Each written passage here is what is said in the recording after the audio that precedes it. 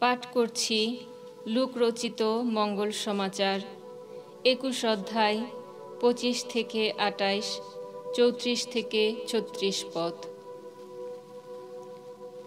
যিশু তখন তার পুনরাগমনের নানা ভয়ঙ্কর পূর্ব লক্ষণের কথা শিষ্যদের কাছে বলছিলেন।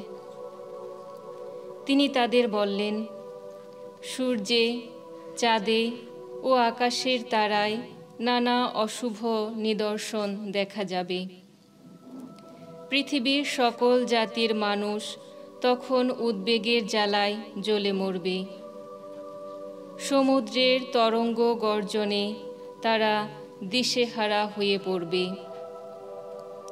জগৎ সংসারের উপর যা কিছু ঘনিয়ে আসছে, আগে থেকে তারা তা ভেবে মানুষের ভয়ে ম্রিয়মাণ হয়ে পড়বে।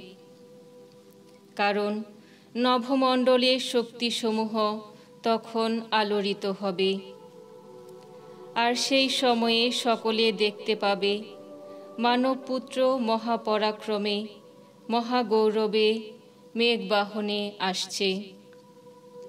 ওসব যখন ঘটতে শুরু করবে, তখন তোমরা সোজা হয়ে দাঁড়িও, মাথা উঁচু করেই দাঁড়িও, কারণ তোমাদের মুক্তির দিন আসতে আর দেরি নেই। নিজেদের সম্বন্ধে সতর্ক থেকো তোমরা। দেখো, উচ্ছৃঙ্খল আমোদ প্রমোদে, মাতলামিতে